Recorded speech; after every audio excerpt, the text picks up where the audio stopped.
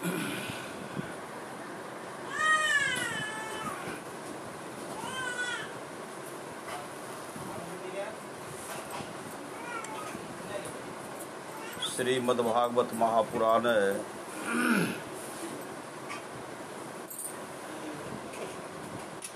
चतुर्थ स्कंध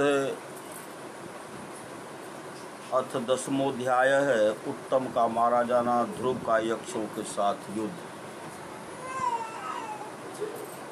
श्री मैत्रेय जी कहते हैं, विदुर जी,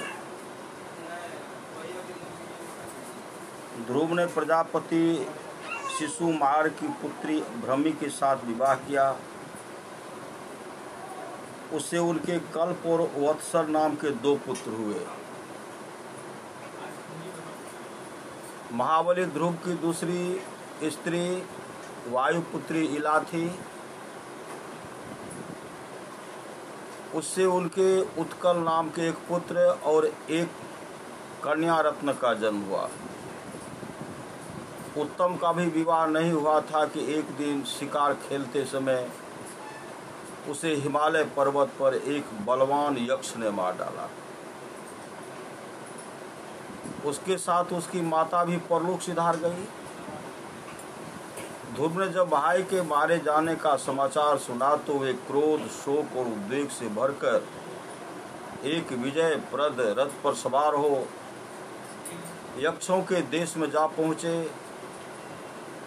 उन्होंने उत्तर दिशा में जाकर हिमालय की घाटी में यक्षों से भरी हुई अलकापुरी देखी। उसमें अनेकों भूत, प्रेत, पिशाच आदि रुद्रानुचर रहते थे। विदुर जी वहां पहुंचकर महाबाहो ध्रुव ने अपना शंख बजाया तथा संपूर्ण आकाश और दिशाओं को गूंजा दिया। उस शंख ध्वनि से यक्ष पत्नियां बहुत ही डर गई। उनके आंखें भय से कातर हो उठी। वीरवर विदुर जी,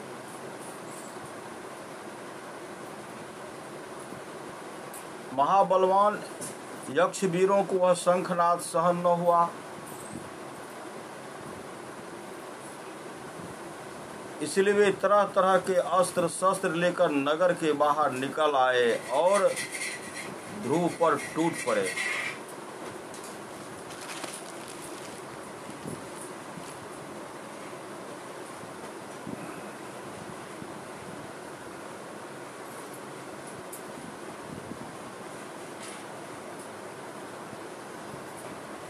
महारथी ध्रुव प्रचंड धनुर्धर थे।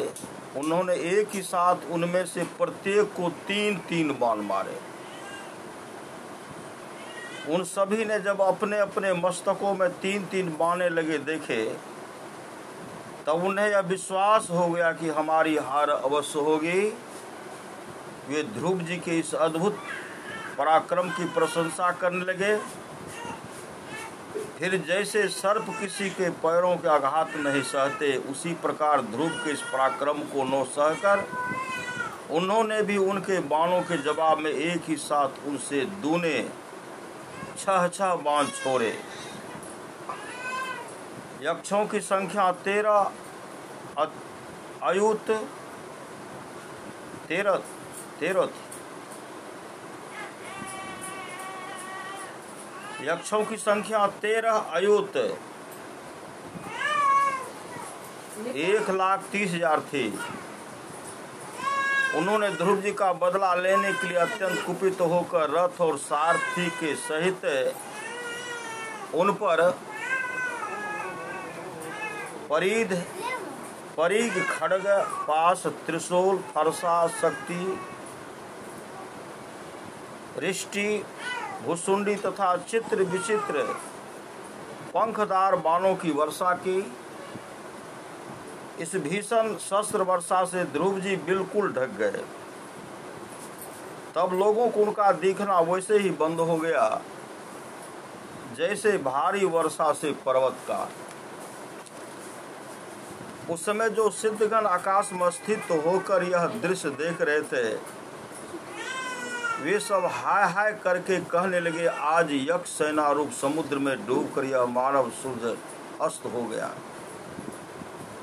यक्ष लोग अपनी विजय की घोषणा करते हुए युद्ध क्षेत्र में सिंह की तरह गरजने लगे।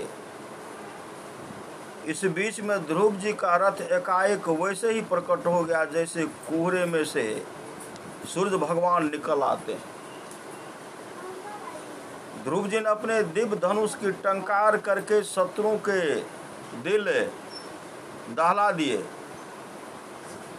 और फिर प्रचंड बाणों की वर्षा करके उनके अस्त्र शस्त्रों को इस प्रकार छिन्न भिन्न कर दिया जैसे आंधी बादलों को तितर बितर कर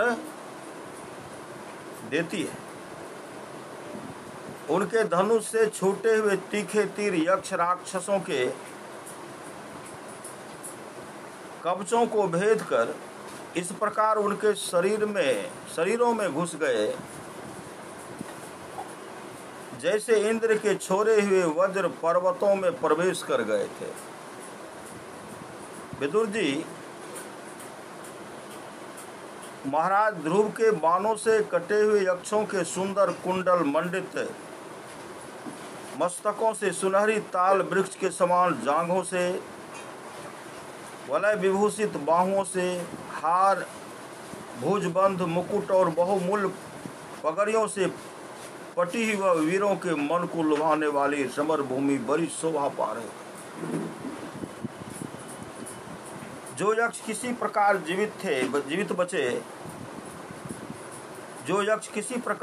बचे वे क्षत्रिय पर्वत ध्रुव जी के बाणों से प्रायः अंग अंग छिन्न भिन्न हो जाने के कारण युद्ध क्रीड़ा में सिंह से परास्त हुए गजराज के समान मैदान छोड़कर भाग गए। नरश्रेष्ठ ध्रुव जी ने देखा कि उस विस्तृत रणभूमि में अब एक भी शत्रु अस्त्र शस्त्र लिए उनके सामने नहीं है, तो उनकी इच्छा अलकापुरी देखने की हुई, किंतु वे पुरी के भीतर नहीं गए। ये मायावी क्या करना चाहते हैं इस बात का मनुष्य को पता नहीं लग सकता। सारथी इस प्रकार कहकर वे उस विचित्र रथ में बैठे रहे तथा शत्रु के नवीन आक्रमण की आशंका से सावधान हो गए। इतने में ही उन्हें समुद्र की गर्जना के समान आंधी का भीषण शब्द सुनाई दिया तथा दिशाओं में उड़ती हुई धूल भी दिखाई दी। एक क्षण में ही सारा आकाश मेघमाला से घिर गया। सब ओर भयंकर गड़गड़ाहट के साथ बिजली चमकने लगी। निष्पाप विदुर जी, उन बादलों से खून, कफ, पीव,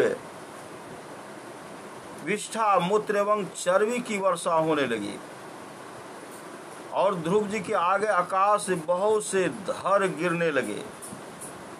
फिर आकाश में एक पर्वत दिखाई दिया और सभी दिशाओं पत्थरों की वर्षा के साथ गदा, परीक, तलवार और मूसल गिरने लगे। उन्होंने देखा कि बहुत से सर्प वज्र की तरह फुफकार मारते रोषपूर्ण नेत्रों से आग की चिंगारियां उगलते आ रहे हैं। झुंड के झुंड मतवाले हाथी, सिंह और बाघ भी दौड़े चले आ रहे हैं। प्रलय काल के महान भयंकर समुद्र अपने उत्ताल तरंगों से पृथ्वी को सब ओर से डुबाता हुआ बड़ी भीषण गर्जना के साथ उनकी ओर बढ़ रहा है। क्रूर स्वभाव असुरों ने अपनी आसुरी माया से ऐसे ही बहुत से कौतुक दिखलाए जिनसे कायरों के मन कांप सकते थे। ध्रुव जी पर असुरों ने अपनी दुस्तर माया फैलाई है। यह सुनकर वहां कुछ मुनियों ने आकर उनके लिए मंगल कामना की। मुनियों ने कहा उत्तानपाद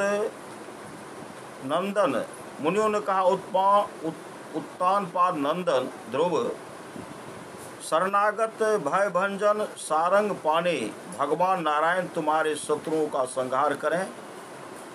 भगवान का तो नाम ही ऐसा है जिसके सुनने और कीर्तन करने मात्र से मनुष्य दुस्तर मृत्यु के मुख से अनायास ही बच जाता है। इति श्रीमद्भागवते महापुराणे पारमहंस्यां संहितायां चतुर्थस्कंधे 10वां है। श्री सद्गुरु महाराज की जय।